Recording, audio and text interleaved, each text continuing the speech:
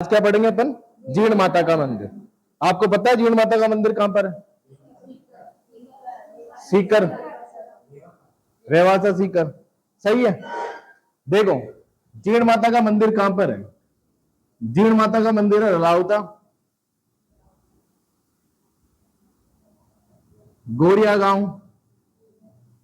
आई बात समझ में? रलावता, गोरिया गांव,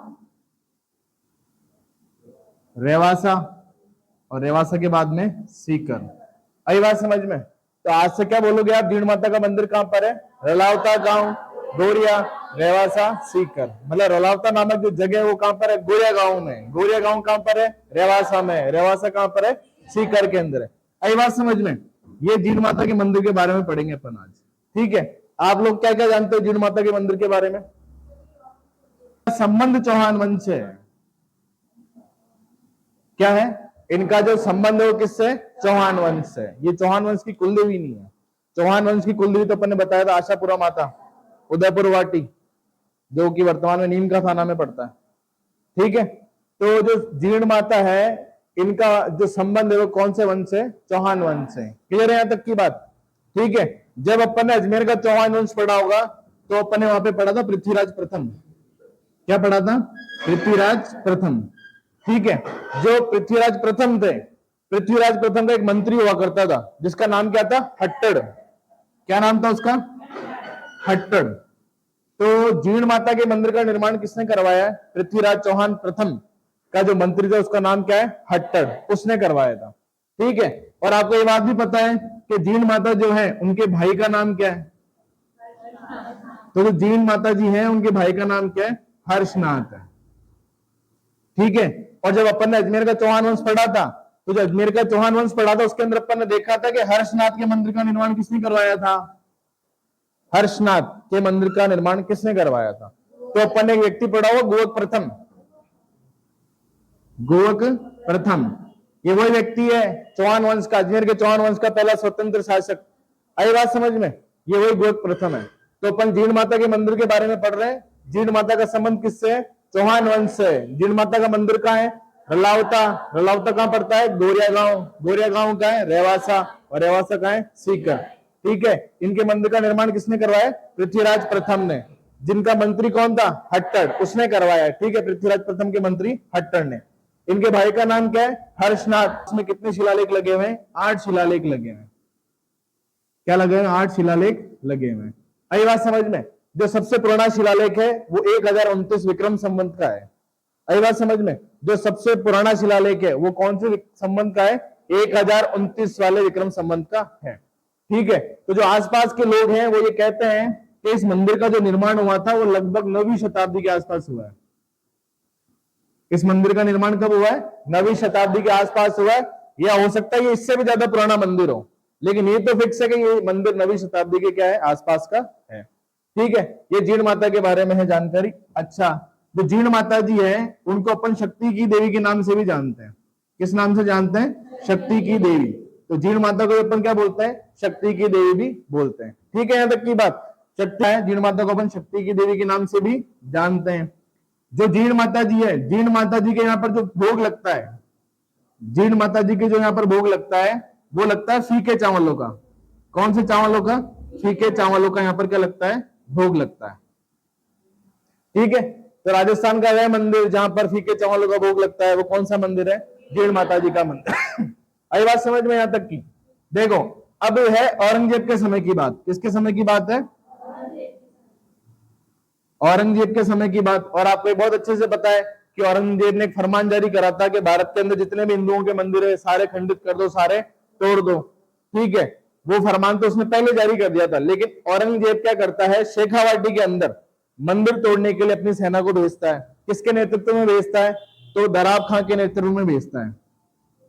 किसके नेतृत्व में? दराब खान के नेतृत्व में वो क्या करता है? सेना भेजता है। दराब खां आता है, आसपास के छोटे मंदिरों को तोड़ता है, ठीक है। हर्षनाथ के मंदिर को भी खंडित करता है और फिर बाद में कहां चल जाता है? जीर्ण माता के मंदिर के यहां चल जाता है, ठीक है। लेकिन अपन मंदिर से पहले की बात समझ लेते हैं कि जीर्ण माता का मंदिर कैसे बना। ठीक है, कि जीर्ण माता जी ने अवतार कैसे लिया, शक्ति की देवी कैसे बनी है। तो देखो हर्षनाथ इनके क्या है? भाई है। और जीण माता जी इनकी क्या है, बहन है। अरे बात समझ में, दोनों आपस में क्या है, भाई बहन है। ठीक है, तो हर्षनाथ जी के पिताजी की मृत्यु हो जाती है, तो हर्षनाथ जी की पिताजी जब मृत्यु होती है तब वो अल्पायु में इनके पिता अपनी बहन का ध्यान क्या रखेगा, अच्छे से रखेगा, जिंदगी में अपनी बहन का ध्यान तो क्या रखेगा, अच्छे से रखेगा। तो इन्होंने कहा कि हाँ मैं अपनी बहन का ध्यान बहुत अच्छे से रखूंगा। ठीक है, अब दोनों वयस्क हो गए, दोनों वयस्क हो गए, तो हर्षनाथ जी की शादी हो गई। हर्षनाथ जी की शादी हो गई तो भाभी अपने घर पे आ गई, और पता आपको शादी के बाद में भाई बदल जाता है, सही है ना? नहीं बदला, ये तो नहीं बदला, ये तो उतना ही प्रेम करते थे अपनी बहन से जितना शुरू से करते हुए आ रहे हैं। तो एक दिन क्या होता है, दोनों ननद भौजाई क्या जाती है, पानी लेने जाती है। क्या लेने जाती है, पानी। ठीक है, तो दोनों पानी लेकर वापस आ रही होती है, तो दोनों आपस में बातें कर रही होती है। तो बातें करते करते दोनों में शर्त लग जाती है। क्या शर्त लगती है कि अपन दोनों पानी की मटकियां लेके चल रहे हैं और मेरा भाई मेरे से ज्यादा प्रेम करता है, तो पहले किसकी मटकी उतारेगा, मेरी मटकी उतारेगा। वो बोलती है कि नहीं मेरे से ज्यादा प्रेम करता है, मेरी मटकी पहले उतारेगा। बेचारे उसको पता ही नहीं कि दोनों क्या आपस में लड़े झगड़ा कर रहे हैं। ठीक है, तो दोनों में शर्त लग गई कि देखते हैं किसकी उतारते हैं। वो बेचारा बोला जी वो अपने, ठीक है, और शादी करी है तो सबसे पहले किसकी उतारेगा, गलती से पत्नी की उतार दी। आई बात समझ में? और नाराज कौन हो गई, अपने जीण माता जी हो गई। जीण माता जी नाराज हो गई तो हर्षनाथ को छोड़कर काजल शिखर पे चली गई। कहां पे, काजल शिखर पे। आई बात समझ में? तो जो जीण माता जी ने तपस्या करी वो कहां पर करी है, काजल शिखर पर करी है। ठीक है, कहां पे करी है, काजल शिखर पे करी। ऐसा कहते हैं कि जब ये वहां पे शिखर में जो अरावली की पहाड़ी है वहां पर जब ये जाती है और रोते रोते जाएगी, दिखती सी बात है घर को छोड़ रही है अपने, तो इनकी आंखों में जो काजल लगा हुआ था टपक के नीचे गिर गया, इसलिए शिखर का नाम क्या रख दिया, काजल शिखर रख दिया। यहां तक की बात समझ में? फिर ये अपनी बहन को मनाने के लिए जाते हैं कि भाई मेरे को क्या पता तुमने आपस में क्या शर्त लगाई, मैंने तो ऐसे उतार दी, मटकी तो उतारने थी, पहले उसकी उतारो चाहे तेरी उतारो। कि नहीं अब मैं वापस घर नहीं जाऊंगी। ठीक है, तो ये भी वहीं उनके जस्ट सामने वाली पहाड़ी पर तपस्या करने लग जाते हैं, और दोनों भाई बहनों का मंदिर आमने सामने बना हुआ है। ठीक है, तो हर्षनाथ का मंदिर भी कहां पर है, इनके मंदिर के पास में। ठीक है, जिनको अपन हर्षनाथ भैरव के मंदिर के नाम से भी जानते हैं। ठीक है, अब क्या हुआ, औरंगजेब ने क्या करा, दराब खां के नेतृत्व में सेना भेजी। तो दराब खां के नेतृत्व में सेना भेजी तो सभी मंदिर तोड़ रहा शेखावाटी के। अब उसको पता चलता कि पहाड़ी के ऊपर भी एक मंदिर बना हुआ है, जो कि कौन सा मंदिर है, जीण माता का मंदिर है। ये गया वहां पे। ठीक है, तो कुछ लोगों ने इसको बचाने की भी कोशिश करी मंदिर को तोड़ने से, हालांकि तोड़ नहीं पाए ये लोग। लेकिन जब ये वहां पर जाते हैं और मंदिर को तोड़ने की कोशिश करते हैं तो कहते हैं भंवरे आ जाते हैं बहुत सारे। क्या आ जाते हैं, क्या होते हैं भंवरे, मधुमक्खियों की एक प्रजाति है जो मधुमक्खी से थोड़ी बड़ी होती है। ठीक है, और वो भंवरे किसके पीछे लग गए, दराब खां की सेना के पीछे लग गए। जैसे तैसे इन्होंने अपनी जान बचाई, लेकिन मधुमक्खियां अभी भी इनका पीछा नहीं छोड़ रही है। तो इन्होंने वहां पर किसी जो व्यक्ति था, जो पुजारी था, उससे पूछा कि भाई ये मधुमक्खियां इतनी सारी भंवरे आ गए, अब कैसे बचे इनसे, तो हमको लहूलुहान कर देगी, हमारी इनसे क्या हो जाएगी, मौत हो जाएगी। तो ऐसे करके वो पुजारी ने बताया कि काम करो, आप क्या काम करो कि माता जी के यहाँ पर तेल का दीपक जलाओ। आप तेल का दीपक जलाओगे तो माता जी क्या हो जाएगी, खुश हो जाएगी और आपको क्या कर देगी, माफ कर देगी। ऐसे करके दराब खां ने बोला कि ठीक है मैं यहाँ पर जो है तेल का दीपक जलाऊंगा। और जैसे इसने ये बात बोली माता जी प्रसन्न हुई और मधुमक्खियां वापस चली गई। ठीक है, जब ये बात किसको पता चली, औरंगजेब को पता चली। तो औरंगजेब को भी ये बात पता चली तो औरंगजेब ने यहाँ पर क्या भेजा, औरंगजेब जो है क्या करता था, साल भर में 1.25 मन तेल, कितना, 1.25 मन तेल यहाँ पर हर साल भेजा करता था। ठीक है, मतलब यहाँ पर जो दीपक जलता है वो कभी खंडित नहीं होता है। आई बात समझ में? मतलब 24 घंटे 24x365 डेज अगर दीपक जलता है तो कहां जलता है, यहाँ पर जलता है।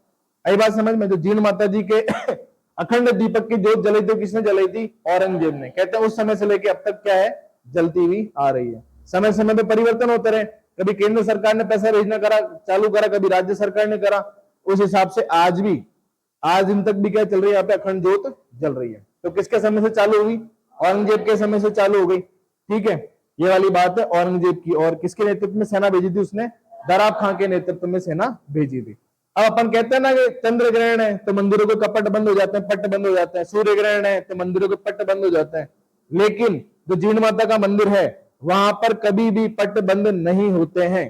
कई बात समझ में, कभी भी पट बंद नहीं होते हैं। दिन में 3 बार अगर इनकी पूजा होनी है, आरती होनी, तो 3 बार डेली के डेली होगी, चाहे चंद्र ग्रहण हो, चाहे सूर्य ग्रहण हो, चाहे कोई सा ग्रहण हो। किसी भी प्रकार के ग्रहण में यहाँ पर जो है इस मंदिर के पट बंद नहीं होते हैं। क्लियर है बात? ये जीण माता जी के बारे में